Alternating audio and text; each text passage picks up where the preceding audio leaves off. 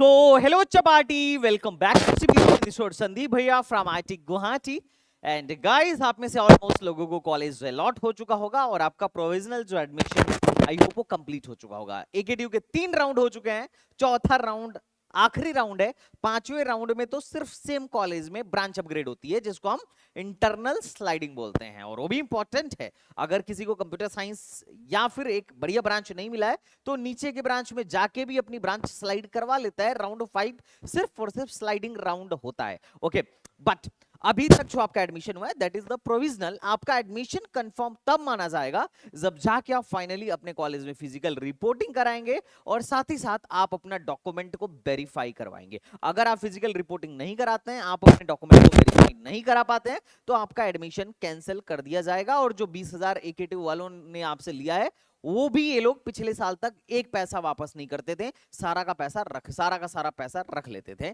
या फिर कॉलेज को सेंड कर देते थे, जो ये लोग बताते थे। वो इनका नियम ये था। अब जो इंपॉर्टेंट अपडेट है थोड़ा सा मैं आपको देना चाहूंगा, क्योंकि आपको क्या करना है, फिजिकल रिपोर्टिंग के लिए जाना है और फिजिकल रिपोर्टिंग में सारे के सारे ओरिजिनल डॉक्यूमेंट्स आपको चेक करवाने हैं, वेरीफाई करवाने हैं। और उससे भी ज्यादा जो इंपॉर्टेंट चीज है वो ये है कि आपको फीस भी एक साथ ही जमा करनी है। अब वो कब कैसे करना है थोड़ा उसके बारे में मैं चर्चा करता हूं। क्या डॉक्यूमेंट्स लगेगा, कैसे पैसे पेमेंट करने हैं, ऑनलाइन, कैश, चेक, डीडी क्या चलता है, थोड़ा उसके बारे में भी चर्चा करते हैं। और हॉस्टल मिलने का प्रोविजन क्या है और आपकी क्लासेस कब से स्टार्ट होने वाली है, थोड़ा इसके बारे में भी बात कर लेते हैं। देखो यार, डॉक्यूमेंट बहुत इंपॉर्टेंट है और डॉक्यूमेंट से भी ज्यादा इंपॉर्टेंट है पैसा। कई बार मैं देखता हूं कि बच्चे कम पैसे लेके जाते हैं, बच्चों को लगता है कि सेमेस्टर पर सेमेस्टर फीस लिया जाएगा और आधे पैसे लेके जाते हैं और वहां पे उनका एडमिशन कैंसिल हो जाता है या फिर उनको दौड़ के घर भागना पड़ता है और फिर पैसे लेके पूरे आने पड़ते हैं, क्योंकि एडमिशन टाइम पे ये लोग बड़े स्ट्रिक्ट हैं फर्स्ट ईयर में। और कुछ लोग लोन के चक्कर में रह जाते हैं, बैंक से टाइमली लोन ही नहीं मिल पाता है। जबकि मैं हमेशा सजेस्ट करता हूं कि इतना जल्दी बैंक से लोन तुरंत तुरंत नहीं मिल जाता है, आपको फर्स्ट ईयर की फीस तो खुद से ही जुगाड़ करनी पड़ेगी।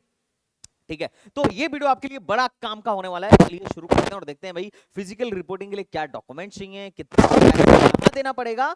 और ध्यान रखिएगा, अगर ये चीजें सही नहीं है, आपका किसी भी स्टेज पर अगर कोई भी एसेंशियल डॉक्यूमेंट फर्जी पाया जाता है या फिर पुराना पाया जाता है या फिर काम का नहीं पाया जाता है तो आपका शीट कैंसिल हो जाएगा, उसमें आप कुछ नहीं कर पाएंगे, ये बात ध्यान रखिएगा। तो चलिए शुरू करते हैं। ये कुछ डॉक्यूमेंट्स हैं। पहली बात मैं आपको बताता हूं जो इंपॉर्टेंट है, ये कुछ मैं जो डॉक्यूमेंट्स देता हूं ये मैंडेटरी डॉक्यूमेंट्स हैं, हर कॉलेज में लगेंगे ही लगेंगे। उसके अलावा भी कुछ कॉलेज कुछ अलग अलग डॉक्यूमेंट का, अतरंगी डॉक्यूमेंट्स की डिमांड कर सकते हैं। ये कैसे आपको पता चलेगा, तो ये पता चलेगा अतरंगी वेबसाइटों पर जाके।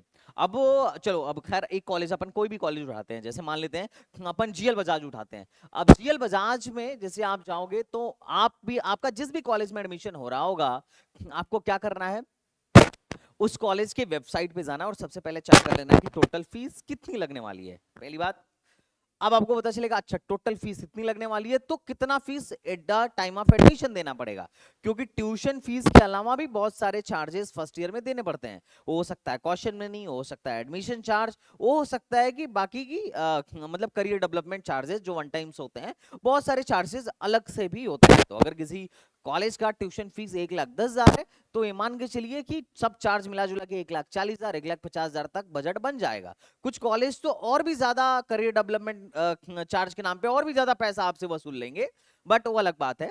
अभी जैसे फॉर एग्जांपल जैसे मान लेते हैं एक कॉलेज है, अब ये है आपका कौन सा कॉलेज, ये है आपका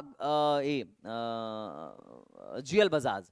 अब आप जैसे अपन जीएल बजाज की वेबसाइट पर जाते हैं तो इन्होंने सब लिख रखा है कि फेज 1 जो है physical reporting schedule phase 1 BTech first year वालों के लिए कब से है, तो इन्होंने बोला कि भाई 18 से लेके 21 अगस्त के बीच में है, जो कि आप सब जानते हो। अब उसके बाद कहां पर होगा ये लोकेशन इन्होंने डाल दी है। उसके बाद क्या क्या डॉक्यूमेंट लेके जाना है उन्होंने डॉक्यूमेंट की लिस्ट भी दी है। आप इस डॉक्यूमेंट की लिस्ट को डाउनलोड कर लो, हो सकता है आप काइट में जा रहे हो तो काइट को भी डाउनलोड कर लेना। और जिस ऑर्डर में इन्होंने लगाया है 1 2 3 4 5 6 7, है ना, ये 1 से लेके 19 तक सारे के सारे डॉक्यूमेंट्स क्या करियो, सारे के सारे डॉक्यूमेंट्स सेम ऑर्डर में आपको लगा लेनी है। और किसके कितने सेट ऑफ फोटो कॉपीज चाहिए यहाँ पे इन्होंने लिख रखा है। आप एक एक्स्ट्रा ही लेके जाना, कम भले मत लेके जाना, आप एक एक्स्ट्रा ही लेके जाना सारे के सारे डॉक्यूमेंट्स, ये इंपॉर्टेंट है।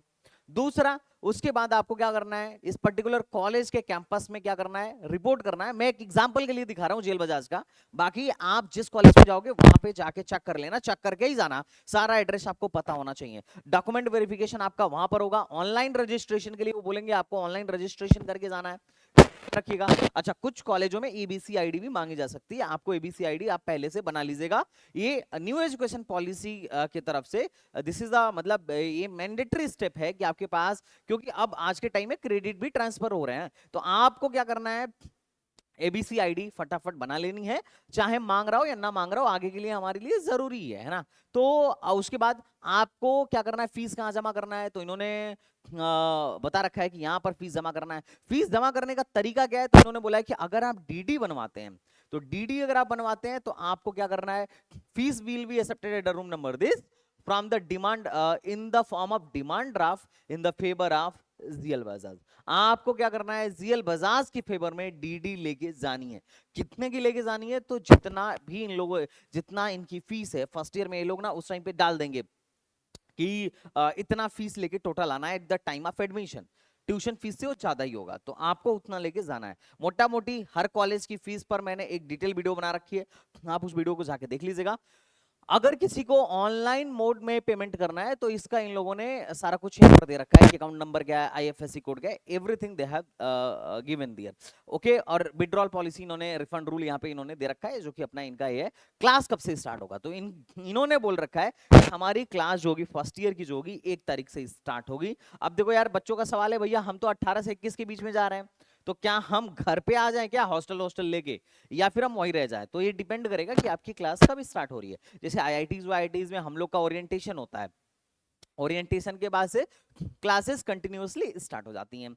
अब आपके केस में क्या है, आपका ओरिएंटेशन कब है और आपकी क्लासेस कंटिन्यूअसली कब स्टार्ट होने वाली हैं, ये आप पे डिपेंड करता है। अगर आपको लगता है कि भाई फिजिकल रिपोर्टिंग के बाद 10 दिन का गैप बच रहा है, मेरे को जाना चाहिए, आप बिल्कुल आ जाओ। अगर आपको लग रहा है कि नहीं यार, फिजिकल रिपोर्टिंग के बाद से तो क्लासेस स्टार्ट नहीं होने, फिजिकल रिपोर्टिंग के 4 दिन बाद ही क्लासेस स्टार्ट हो रही है, तो आप हॉस्टल में ही रह जाओ, सारा सामान लेके जाओ। अभी कैसे पता चलेगा कि भाई हमको सारा सामान लेके जाना चाहिए अभी, या सिर्फ अभी फिजिकल रिपोर्टिंग के लिए जाना चाहिए, तो ये डिपेंड करेगा।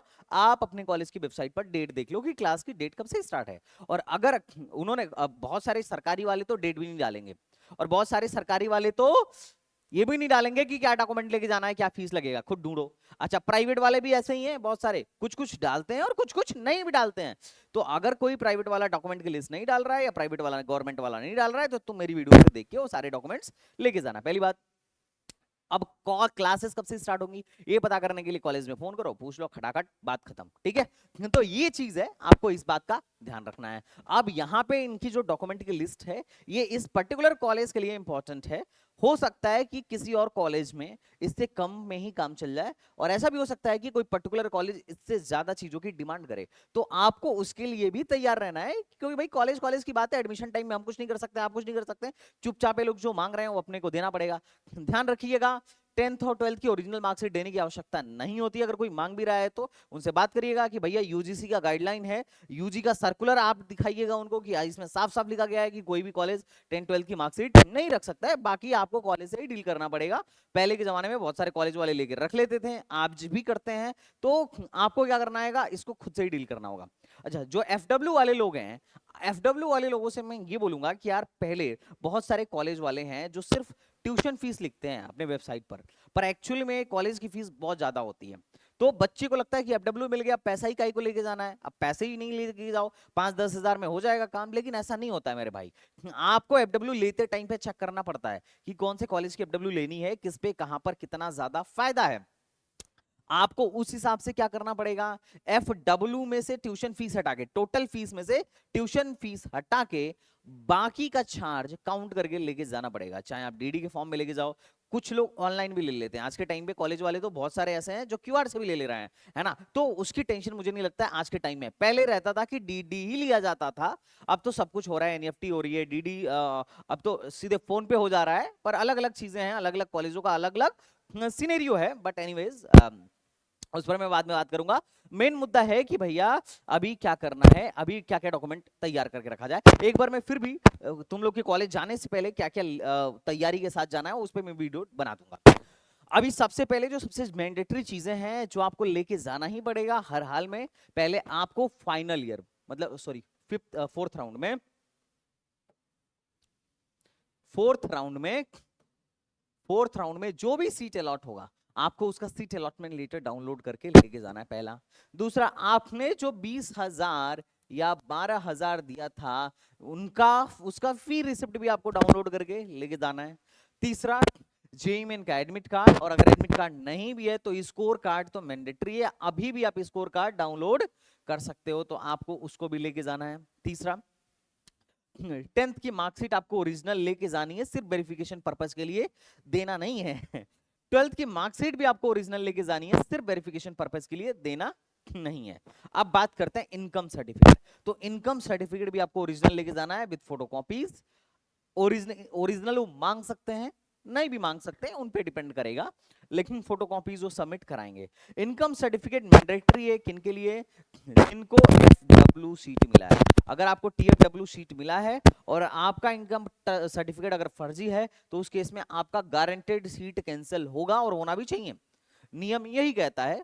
अगर कॉलेज वाले नजरअंदाज कर दिए तो अलग बात है, अदरवाइज आपका 1 अप्रैल के बाद का नया वाला इनकम सर्टिफिकेट होना चाहिए, तभी आपको क्या मिलेगा? टीएफडब्ल्यू शीट मिलेगी। अच्छा, अगर किसी को टीएफडब्ल्यू शीट नहीं मिला है तो क्या इनकम सर्टिफिकेट मैंडेटरी है? नहीं, कोई मैंडेटरी नहीं है, है ना। लेकिन अगर आपको स्कॉलरशिप चाहिए तो उस केस में आपको क्या करना पड़ेगा? टीएफडब्ल्यू देना, मतलब इनकम सर्टिफिकेट देना पड़ेगा। आप अभी ना भी लो तो भी बाद में आप जरूर बनवा लेना अगर आप स्कॉलरशिप चाहते हो तो। अब स्कॉलरशिप भरने का एक पूरा का पूरा एक विधि है, प्रावधान है, प्रोसेस है। उस प्रोसेस पर मैं एक नेक्स्ट वीडियो में बात करूंगा, क्योंकि यूपी में अच्छी खासी स्कॉलरशिप आती है बेटा। 55 से 60,000 रुपए तक की स्कॉलरशिप आपको आराम से देखने को मिल जाती है। यूपी गवर्नमेंट टेक्निकल एजुकेशन में अच्छा पैसा मतलब अच्छा पैसा छात्रवृत्ति के रूप में बच्चों को दे रही है ना। तो ये अपने को कैसे स्कॉलरशिप फिलअप करना है इस पर मैं बात करूंगा। अगर आप सच में स्कॉलरशिप लेना चाह रहे हो तो कमेंट बॉक्स में बताओ। एक नहीं, कम से कम 5-10 स्कॉलरशिप्स हैं, ले एक ही सकते हैं। गवर्नमेंट में तो सिर्फ एक ही ले सकते हैं, प्राइवेट में बहुत सारे ले सकते हैं। तो आप क्या करिए, कमेंट बॉक्स में बताइए, जरूर उस पर एक डिटेल वीडियो बनाई जाएगी। और ध्यान रखिएगा, एससी एसटी के लिए 2.5 लाख से कम का इनकम सर्टिफिकेट चाहिए, और एसटी के लिए और जनरल ओबीसी के लिए 2 लाख से कम का इनकम सर्टिफिकेट चाहिए। अगर उतना है तो आप इनकम सर्टिफिकेट मतलब स्कॉलरशिप लेने के लिए फुल्ली एलिजिबल हो, बस आपको भरना है। खाते 26 जनवरी तक आपके मतलब पैसे 26 जनवरी या उसके बाद में आपके खाते में जरूर आ जाएंगे। अब बात करते हैं कैटेगरी सर्टिफिकेट। तो अगर किसी को सीट कैटेगरी से अलॉट हुई है, चाहे वो ईडब्ल्यूएस हो, ओबीसी हो, एससी हो या एसटी हो, तो आपको कैटेगरी सर्टिफिकेट लगाना पड़ेगा। और कौन सा कैटेगरी सर्टिफिकेट? State government. जैसे मैं ओबीसी हूं तो मैं ओबीसी सेंट्रल वाला नहीं लगाऊंगा, मेरे को ओरिजिनल वाला लेके जाना पड़ेगा, स्टेट गवर्नमेंट वाला। स्टेट गवर्नमेंट वाला आप लेके जाइए। अगर आप नहीं लेके जाते हैं तो फिर आपकी कैटेगरी वाली अगर सीट मिली है तो सीट बिल्कुल कैंसिल करने का प्रावधान है, वो सीट आपकी कैंसिल हो जाएगी। ध्यान रखिएगा, ईडब्ल्यूएस और ओबीसी का बीसी कैटेगरी सर्टिफिकेट 1 तारीख के बाद का होना चाहिए, इस बात को ध्यान रखिएगा। एससी एसटी तो पुराने वाले भी चल जाते हैं, तो कैटेगरी सर्टिफिकेट आपके पास होना चाहिए। अगर नहीं है तो आपको क्या, वैसे भी आप पहले लगा ही चुके होंगे, कुछ लोग पुराना लगाए थे। अब मैं आपसे ये बोलूंगा कि भले आपने वहां पे पुराना लगा दिया था, लेकिन अभी आपको फिजिकल रिपोर्टिंग के टाइम पे नया वाला लेके जाना चाहिए, है ना, ताकि कोई प्रॉब्लम ना हो। अब उससे भी ज्यादा इंपॉर्टेंट क्या है? सब कैटेगरी सर्टिफिकेट। आपने जो भी अपना सब कैटेगरी सर्टिफिकेट लगा रखा है यूपी टेक में, आपको क्या करना है? उस सब कैटेगरी सर्टिफिकेट को लेकर वहां पर जाना है, सिंपल। आपके पास ओरिजिनल और फोटोकॉपी दोनों होना चाहिए। Rural area certificate, rural area का वेटेज जिन जिन बच्चों ने लिया है, आपको क्या करना पड़ेगा? रूरल एरिया सर्टिफिकेट का ओरिजिनल विथ फोटोकॉपी आपको वहां पर लेके जाना पड़ेगा। डोमिसाइल सर्टिफिकेट, जो लोग यूपी से हैं लेकिन 12th बाहर से किए थे उनको डोमिसाइल लेके जाना अनिवार्य है। हाँ, जो लोग यूपी के ही हैं, 12th यूपी से किए हैं, उनके लिए डोमिसाइल रिक्वायर्ड नहीं है। जो लोग अदर स्टेट के हैं, 12th अगर यूपी से कर लिया तो भी डोमिसाइल रिक्वायर्ड नहीं है। अच्छा, अगर स्कॉलरशिप चाहिए तो आपके पास डोमिसाइल होना चाहिए। फिजिकल रिपोर्टिंग में भले डोमिसाइल ना हो, लेकिन स्कॉलरशिप भरते टाइम आपको डोमिसाइल बनवा लेना है। टीसी सर्टिफिकेट भैया सबके लिए, टीसी एंड माइग्रेशन भैया सबके लिए इंपॉर्टेंट है। आप लोगों को टीसी एंड माइग्रेशन लेके जाना पड़ेगा। मोस्ट ऑफ द कॉलेज वाले टीसी ले लेते हैं या माइग्रेशन ले लेते हैं, आपको इस बात का ध्यान रखना है। उसके बाद अगर मैं बात करूं तो कैरेक्टर सर्टिफिकेट, स्कूल से आपको कैरेक्टर सर्टिफिकेट मिलता है, आपको कैरेक्टर सर्टिफिकेट लेके जाना पड़ेगा। अब कई बार बच्चों के साथ होता है कि भैया हम तो स्कूल छोड़ चुके हैं, हम क्या करें? अरे भैया तुम स्कूल भले छोड़ चुके हो, स्कूल में जाओ और कैरेक्टर सर्टिफिकेट बनवाओ। जो एनआईओएस वाले हैं जिनका बोर्ड कभी कैरेक्टर सर्टिफिकेट देता ही नहीं है, आपको अपने कैरेक्टर सर्टिफिकेट का अलग से व्यवस्था करना पड़ेगा, इस बात को भी आप ध्यान रखिएगा। उसके अलावा जो इंपॉर्टेंट है medical certificate, medical certificate mandatory है। इस मतलब देखो जो मैं बोल रहा हूं ना, टीसी, सीसी, माइग्रेशन, मेडिकल, ये सबके पास होना चाहिए, ये बात ध्यान रखिएगा। आपके पास मेडिकल सर्टिफिकेट होना चाहिए। अब मेडिकल सर्टिफिकेट जोसा वाला चल जाएगा क्या? तो देखो यार, वैसे तो सारी चीजें मतलब एवरीथिंग इज सेम इन जोसा एंड सीसा बोथ। जैसे ये है जोसा का, है ना, ANXZ7 जो है जोसा का है, ऑलमोस्ट वही सारी चीजें, पास हिस्ट्री है ना, हियरिंग हो गया, आईज हो गया, है ना, रेस्पिरेटरी सिस्टम हो गया, नर्वस सिस्टम हो गया, हार्ट, मतलब ये सारी चीजें ही यहाँ पे भी चेक कराया था इन लोगों ने। और यहाँ पर भी ये लोग वही चेक करा रहे हैं कि भाई चीफ मेडिकल ऑफिसर्स द्वारा आपका ये सारी चीजें क्या होनी चाहिए, वेरीफाइड होना चाहिए। सर्टिफिकेट आपको क्या करवाना है, सीएमओ से या फिर गवर्नमेंट हॉस्पिटल में जाके, या फिर एग्जैक्टली अगर बोला जाए तो आप किसी प्राइवेट हॉस्पिटल से भी करवा सकते हैं, लेकिन ये कि उनका रजिस्ट्रेशन नंबर होना चाहिए और उनका जो है स्टैंप होना चाहिए। अगर नहीं है तो गड़बड़ हो जाएगा ना यार। ये थोड़ा सा ये विथ ऑफिशियल स्टैंप, ये सिग्नेचर ऑफ कैंडिडेट यहां करना होता है, और ये विथ ऑफिशियल स्टैंप जो है ये यहां लगवाना होता है सिग्नेचर, और उस पर स्टैंप लगवाना होता है। किसी के पास जोसा का है और नहीं भी बन पाता है तो वही लेके चले जाना, अदरवाइज आपको ये बनवाना ही पड़ेगा। कोशिश करना कि बन जाए, है ना। ये कैसे करना है? तो देखो ये इन्होंने बस एक पॉइंट लिख दिया है कि भाई UP state founded engineering institute and all. आपको यहाँ पे आराम से भरवा लेना है, नेम ऑफ कैंडिडेट्स, एज, और मेल फीमेल, काउंसलिंग का रोल नंबर, ध्यान रखिएगा। अब बच्चा यहाँ पे परेशान हो जाता है कि काउंसलिंग का रोल नंबर क्या डाले, जेई मेन वाला डाल देना, ठीक है। बच्चा पूछता है कि स्टेट रैंक पोजीशन क्या है, तो रैंक, अब देखो स्टेट अभी ये बहुत पहले का है, ये जो फॉर्मेट है ना ये हमारे टाइम का है, सेम फॉर्मेट हमारे टाइम में हुआ करता था, जहां पर हम लोग यूपीटीयू एग्जाम होता था। क्या होता था बेटा? यूपीटीयू एग्जाम होता था, हम लोग यूपीटीयू का रोल नंबर डालते थे, और यूपीटीयू की जो रैंक आती थी उस रैंक को हम लोग यहाँ पर डालते थे। यहाँ पे कैटेगरी डाल दिया, फादर्स नेम डाल दिया, और सब कैटेगरी एंड वेटेज डाल दिया, एज डाल दिया, सब कुछ डाल दिया। अब आपको, अब यूपीटीयू तो है नहीं, तो हम तो यहाँ पे जेई मेन डालेंगे, है ना, क्योंकि इन लोगों ने अब तक चेंज नहीं किया। अब कोई स्टेट में रैंक का पोजीशन तो नहीं पता है हमको, तो हम क्या डाल देंगे, सीआरएल डाल देंगे, खत्म, है ना।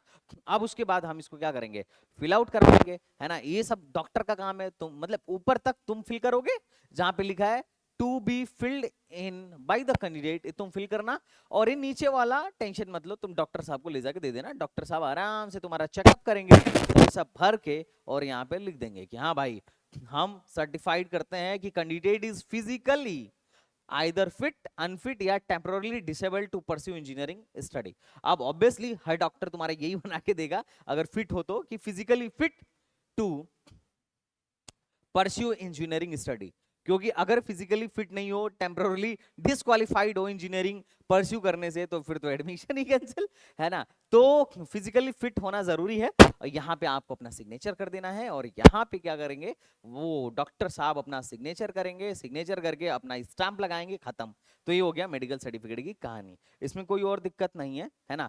अगर मतलब यहाँ पे इन लोगों ने बोल रखा है कि इन्होंने अंडरटेकिंग का भी दे रखा है, अंडरटेकिंग कि भाई ये चीज है, I will provide to fitness, I will produce, अगर किसी का छूट गया हो तो क्या करेगा, कि मतलब वो मेडिकल सर्टिफिकेट का अंडरटेकिंग, मतलब अंडरटेकिंग का भी मेजरली प्रावधान होता है काउंसलिंग के टाइम में। अगर सिर्फ मेजर डॉक्यूमेंट को छोड़ दिया जाए, जैसे टेंथ हो गया, 12th हो गया, तुम्हारा जेईई मेन का रैंक कार्ड हो गया, और कैटेगरी सर्टिफिकेट हो गया, अगर मेजर को छोड़ दिया जाए तो माइनर डॉक्यूमेंट्स के लिए जनरली सीट कैंसिल नहीं होता है, अंडरटेकिंग का ऑप्शन दिया जाता है। कई बार टीसीसीसी नहीं हो पाता है ना, टीसी नहीं है तो क्या करें, तो अंडरटेकिंग का ऑप्शन रहता है कि उनसे आप डिमांड कर लीजिए कि सर मुझे मोहलत दे दीजिए, 1 महीने का, 10 दिन का, 15 दिन का अंडरटेकिंग ले लीजिए मुझझसे, मैं आपको इतने दिन के अंदर आपको टीसी लाके दे दूंगा, है ना। अगर नहीं लाके दे पाता हूं तो फिर हमारा एडमिशन कैंसिल करिए। मतलब एक अंडरटेकिंग का भी प्रावधान है मोस्ट ऑफ द डॉक्यूमेंट्स के लिए, ये बात ध्यान रखिएगा। अगर कभी फंस जाओ तो ये भी बात कर लेना कि सर अंडरटेकिंग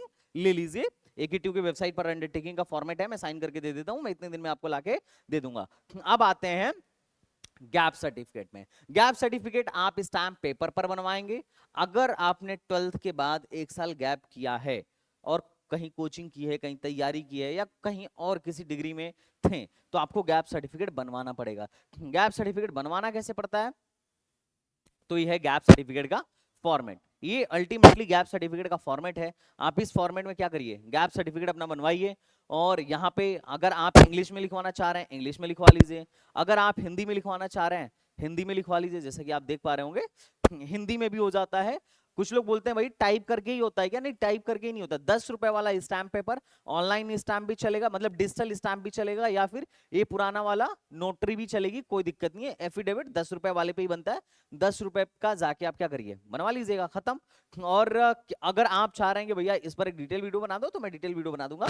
मेडिकल सर्टिफिकेट को लेकर अगर डिटेल वीडियो चाहिए तो भी मैं बना दूंगा, गैप पर लेके भी एक डिटेल वीडियो बना दूंगा। आपका पासपोर्ट साइज फोटो आपके पास होना चाहिए, है ना। कुछ कॉलेज वाले मांग सकते हैं आधार कार्ड आपके पास होना चाहिए, कुछ कॉलेज वाले पप्पा का भी आधार कार्ड मांगेंगे, तो ये भी आपको ध्यान रखना है। पैन कार्ड, आपके पेरेंट्स की पैन कार्ड भी मांगा जा सकता है। वो प्राइवेट कॉलेज वाले मांगते हैं, सरकारी वाले नहीं मांगते हैं। रीजन क्या है, क्योंकि आज के टाइम में बहुत सारे बच्चे फर्जी इनकम सर्टिफिकेट बनवा लेते हैं कि भैया हमारे घर पैसा तो बहुत आता है, लेकिन हम क्या करते हैं, हम एक काम कर रहे हैं 1 लाख से कम का इनकम सर्टिफिकेट बनवा लेते हैं, 2 लाख से कम का इनकम सर्टिफिकेट बनवा लेते हैं। तो फ्यूचर में अगर कभी वेरिफिकेशन की जरूरत पड़े, क्योंकि टीएफडब्ल्यू सीट ले लेते हैं और दूसरों का हक चला जाता है, उन बच्चों का हक चला जाता है जो एक्चुअल में गरीब हैं, तो उस चक्कर में कभी अगर जरूरत पड़े तो इस पर क्या हो सके, वेरिफिकेशन हो सके, दैट्स व्हाई ये लोग मांग लेते हैं, ज्यादातर नहीं मांगते हैं। तो ये बात आपको ध्यान रखना है। एंटी रैगिंग की बात कर लेते हैं, तो एंटी रैगिंग कैसे बनेगा, तो एंटी रैगिंग का दो तरीका है, या तो आप नोटरी पे बनवा लीजिए, है ना। इन्होंने एक फॉर्मेट दे रखा है, मोस्ट ऑफ द कॉलेजों ने एक एंटी रैगिंग का फॉर्मेट दे रखा है, आप नोटरी पर उसी को लिखवा के स्टैम्प पोस्टम लगवा के मामला क्लियर करवा दीजिए। या फिर उसका एक और भी ऑप्शन है, मैं बताता हूं। एंटी रैगिंग बनाने का जो सबसे सही है, मतलब जो सबसे आसान है, वो है ऑनलाइन बनाना। ऑनलाइन एंटी रैगिंग कैसे बनता है, तो मैंने इस वीडियो के माध्यम से A to Z सारा बता रखा है।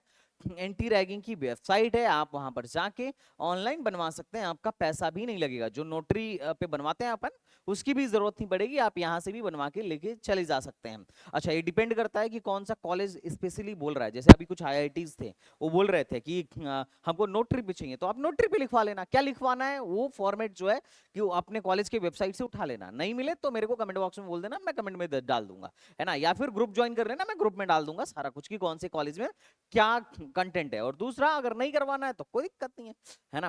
पेरेंट्स और स्टूडेंट दोनों के अंडर जो भी दोनों की अंडरटेकिंग जो है, मतलब एंटी रैगिंग जो है, यहीं से बन जाती है। एकदम सिंपल, कैसे बनना है स्टेप बाय स्टेप यहाँ पर मैंने समझाया हुआ है। दैट्स इट, इतने से तुम्हारा क्या हो जाएगा, काम बन जाएगा, है ना। तो चलो फिर इतना करो, और देखते हैं कि कैसे भाई एंटी रैगिंग बनता है। और वेबसाइट, मतलब उस वाली वीडियो को कंप्लीट कर लेना, दैट्स इट, है ना। अब बात करते हैं भाई पैन कार्ड की। तो पैन कार्ड वाला हो गया, सारा कुछ तो हो गया, फिर क्या दिक्कत है। अच्छा, एक चीज और है, अगला राउंड लास्ट राउंड है, उसके बाद इंटरनल स्लाइडिंग, और उसके बाद स्पॉट। स्पॉट में इस बार बड़ा गेम होने वाला है। जो गेम होगा मैं YouTube के माध्यम से आपको A to Z अपडेट करते रहूंगा। और रिफंड पॉलिसी में ऑलरेडी बता चुका हूं कि लास्ट राउंड के बाद भी रिफंड पॉसिबल है, तो उसके लिए आप क्या करिएगा, टेंशन मत लीजिएगा। अब बात करते हैं सी प्रोग्रामिंग की। तो जो लोग एकेटीयू में जा रहे हैं यार, देखो यार, एकेटीयू के मोस्ट ऑफ द कॉलेजेस ये टायर 3 के कॉलेजेस हैं। अब टायर 3 के कॉलेज में आप जा रहे हो, तो सिंपल लॉजिक है कि आपको कुछ एक्स्ट्रा हाथ पैर मारना पड़ेगा, और उसके लिए आपको पहले से खुद को प्रिपेयर्ड कर लेना चाहिए। और बहुत सारे बच्चे अपने यूपी में ना पहले से प्रोग्रामिंग सीख के नहीं जाते हैं। हमारे 12th में जनरली नहीं होता है, हम लोग फिजिक्स केमिस्ट्री मैथ वाले होते हैं, हिंदी इंग्लिश 12th में पढ़ लेते हैं। उसके अलावा मतलब फिजिकल एजुकेशन ले लेते हैं, कंप्यूटर बड़ा कम लोग लेते हैं, बहुत रेयर। हमारे स्कूल में भी शायद ही कोई था जो कंप्यूटर लेता था।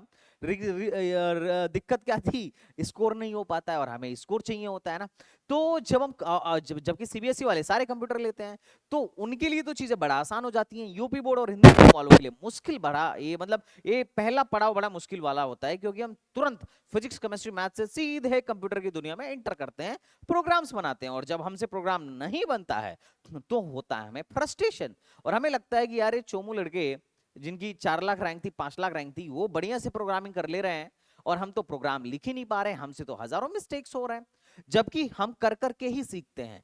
तो उसका सॉल्यूशन है यार कि तुम वहां पे जाके एक इंफीरियरिटी कॉम्प्लेक्स अपने अंदर ना आए, उसके लिए तुम पहले से सीख के जाओ, और पहले से सिखाने की जिम्मेदारी हमारी है। आईआईटीएन टीचर पढ़ा रहे हैं, और वो भी एक नहीं 2 टीचर, एक टीचर पढ़ाएगा, दूसरा टीचर डाउट सेशन लगाएगा। इससे क्या रहेगा कि लाइव में जब तुम पढ़ोगे तो तुम्हारे जितने भी डाउट्स हैं सारे के सारे क्लियर होते रहेंगे, तो टेंशन वाली बात ही नहीं है। तो तुम क्या करो, फटाफट कोर्स को ज्वाइन करो, जो भी समस्या हो, जो भी प्रॉब्लम हो, मिलके अपन लोग फाइट करेंगे। तो डोंट वरी, सी प्रोग्रामिंग का कोर्स ऑलरेडी स्टार्ट हो चुका है और बच्चों को बहुत फायदा हो रहा है। जितने बच्चे ज्वाइन है, मैक्सिमम का यही फीडबैक है कि सर मजा आ रहा है। तो तुम लोग क्या करो, प्रोग्रामिंग का बैच ज्वाइन करो, और अपने यूपी वालों के लिए तो 799 रुपए में प्रोग्रामिंग का बैच है, 2499 का अभी ऑफर चल रहा है। आप जाके इस ऑफर को अवेल करो और must join C programming course. College में जाने से पहले अपने को सीख के जाना है। ओके बच्चा पार्टी, चलो फिर मिलते हैं नेक्स्ट वीडियो में, तब तक के लिए bye bye, tata and thank you, जय हिंद।